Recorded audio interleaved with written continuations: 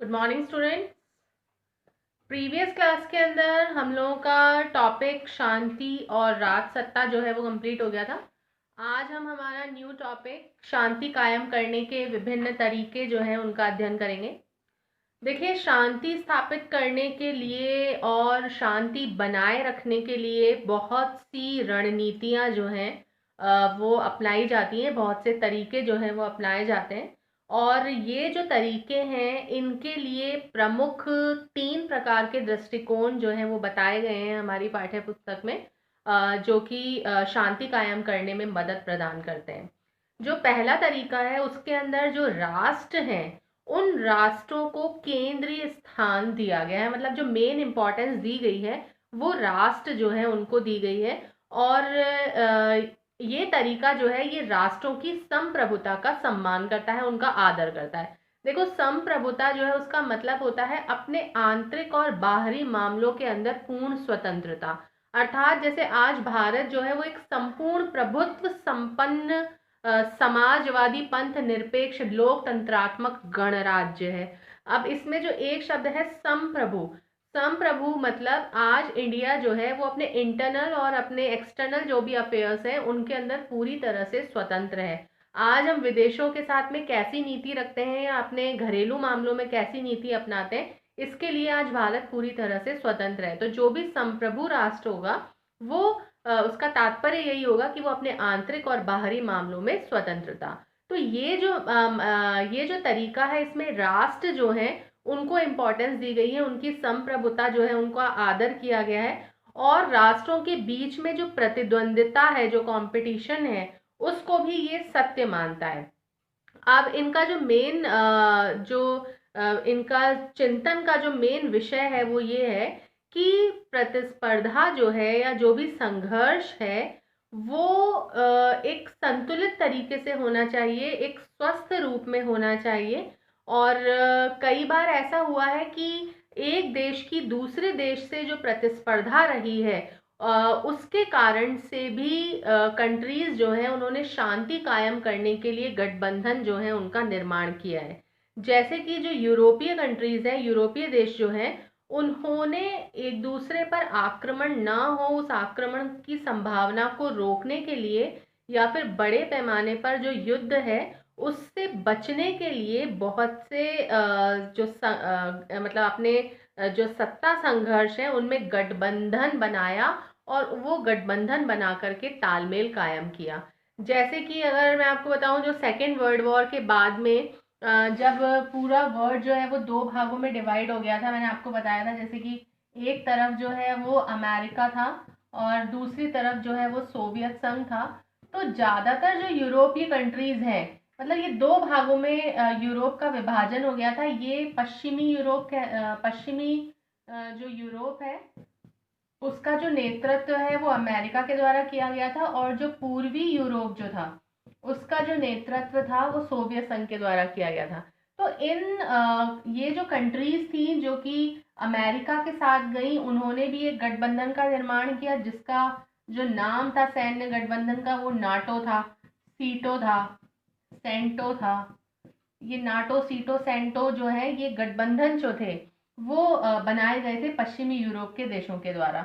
और जो सोवियत संघ के साथ में जो राष्ट्र शामिल हुए थे उन्होंने वारसा पैक्ट, वारसा संधि संगठन कहते हैं इसको या वारसा पैक्ट भी कहते हैं, इसका इन्होंने निर्माण किया था। तो ये गठबंधन जो है इसके अंदर शामिल जो भी कंट्रीज थी उनको ये आश्वासन दिया गया था कि अगर कभी नाटो के देश उन पर हमला करेंगे तो वो उनसे बच पाएंगे इस गठबंधन के थ्रू।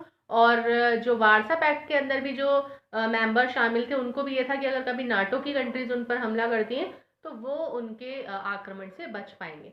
तो यूरोपीय कंट्रीज जो थे उन्होंने युद्ध की आशंका जो थी उसको रोकने के लिए गठबंधन जो थे उनका निर्माण किया। तो इस प्रकार से इसका ये पहला तरीका था।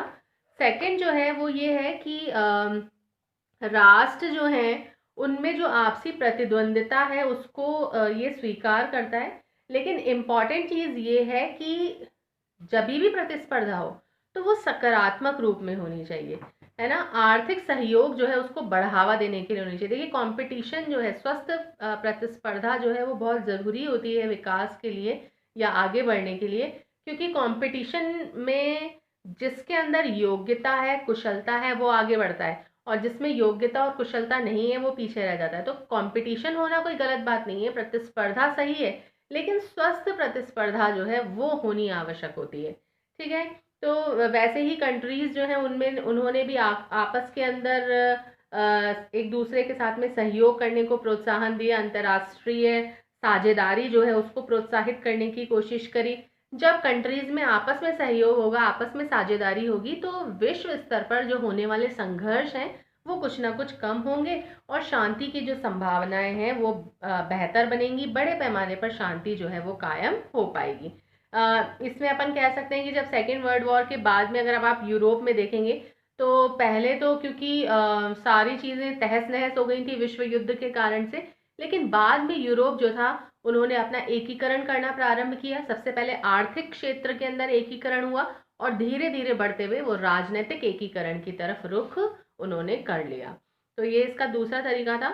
अब ये जो दो पद्धतियां बताई गई हैं, इसके अलावा जो तीसरी पद्धति है वो ये मानती है कि राष्ट्र आधारित जो ये व्यवस्था है ये एक प्रकार से समाप्त प्राय अवस्था हो चुकी है। अब इन्होंने जो वैश्विक समुदाय है उसको ज़्यादा इम्पोर्टेंस दिया है। उन्होंने ये माना है कि अब राष्ट्रों का प्रमुख कार्य शांति कायम करने का नहीं रहा है, बल्कि अंतर्राष्ट्रीय स्तर पर शांति कायम करने के प्रयास किए जाने चाहिए या प्रयास किए जा रहे हैं। और इस ये जो इसके जो समर्थक हैं वो वैश्वीकरण जो है उसको ज़्यादा इम्पोर्टेंस देते हैं। देखो, वैश्वीकरण का अर्थ होता है संपूर्ण विश्व हमारा बाजार है। ये एक आर्थिक प्रक्रिया है, संपूर्ण विश्व को बाजार माना जाता है इसमें, और जो इम्पोर्टेंस है इसके अंदर, जो मेन इम्पोर्टेंट चीज़ है वो ये माना जाता है वैश्वीकरण। इंग्लिश में अपन इसको ग्लोबलाइजेशन बोलते हैं। जैसे आप लोगों ने ग्लोब के अंदर बहुत सारी कंट्रीज जो है उनको एक साथ देखा है, तो वैश्वीकरण की धारणा जो है वो भी यही मानती है। आज वैश्वीकरण के कारण से वस्तुओं का, विचार, व्यक्ति और पूंजी, इन सबका प्रवाह का मतलब होता है बहाव, एक जगह से दूसरी जगह पर जाना। आज आप देखते हो कि इंडिया की बनी हुई चीज़ें विदेशों के अंदर जाकर बिक रही हैं, या विदेशों की बनी हुई चीज़ें भारत के अंदर बिक रही हैं, तो यह है वस्तुओं की आवाजाही। उसी प्रकार से व्यक्ति, आज अगर आपकी नौकरी कहीं विदेशों के अंदर लगती है तो आप वहाँ जा करके कार्य कर सकते हो। वहाँ के लोग यहाँ पर हिंदी, संस्कृत आदि का ज्ञान प्राप्त करने के लिए आते हैं। साथ ही साथ जब आप किसी अदर कंट्री के अंदर जाओगे तो जो भी आपकी करेंसी है वो चेंज होगी। जैसे आज आप यहाँ का पैसा वहाँ लेकर जाओगे, या आप देखते हो जैसे सऊदी अरब वगैरह के अंदर, अमेरिका के अंदर बहुत सारे इंडियंस काम कर रहे हैं, तो वहाँ पर डॉलर या जो भी वहाँ का जो वित्तीय विप्रेषण है वो करते हैं। तो इस प्रकार से पूंजी जो है उसकी आवाजाही होती है। फिर विचार, आज आप यहाँ बैठे बैठे अपने विचारों को दूसरी कंट्री के अंदर पहुँचा सकते हैं। वहाँ के लोग, अगर आपके कोई फ्रेंड सर्किल है तो वो वहाँ की बात को आप यहाँ पर प्रसारित कर सकते हैं। तो कहने का तात्पर्य है, आज वैश्वीकरण की प्रक्रिया के कारण से व्यक्ति, वस्तु, विचार और पूंजी जो है उसका आदान प्रदान जो है वो संभव हो पाया है। तो कई लोगों का ये मानना है कि ये जो वैश्वीकरण की प्रक्रिया है इसके कारण से आज राष्ट्र की जो भूमिका है वो धीरे धीरे कुछ कम होती जा रही है, और आज विश्व स्तर पर शांति कायम करने का जो मेन दायित्व है वो अंतर्राष्ट्रीय स्तर पर आ गया है। तो जैसे कि इसके अंदर ये बताया गया कि जो संयुक्त राष्ट्र संघ जो है, राष्ट्र संघ का नाम आपने सुना होगा, उसमें जो वहाँ के जो एक महत्वपूर्ण अंग है सुरक्षा परिषद, उसके अंदर 5 मेंबर्स जो है, सुरक्षा परिषद के अंदर 15 मेंबर्स हैं, जिनमें से 5 सदस्य जो है वो स्थायी होते हैं और 10 सदस्य जो है वो अस्थायी हैं। जो 5 सदस्य है स्थायी सदस्य, उनको वीटो पावर है। वीटो मतलब निषेधाधिकार। कोई भी सैन्य कार्यवाही जो है उसको आगे बढ़ने से रोका जा सकता है अगर एक मेंबर भी अपने वीटो का प्रयोग करेगा, निषेधाधिकार का प्रयोग करेगा, तो वो उस कार्यवाही को आगे बढ़ने से रोक सकता है। साथ ही साथ सामाजिक और आर्थिक परिषद भी है, जो कि कंट्रीज के आर्थिक और सामाजिक विकास के लिए कार्य करती है। मानव अधिकार आयोग है, जो कि नागरिकों के मानव अधिकारों के रक्षण का कार्य करता है। तो इस प्रकार से ये अंतर्राष्ट्रीय संस्थाएं हैं जो कि शांति कायम करने का प्रयास कर रही हैं।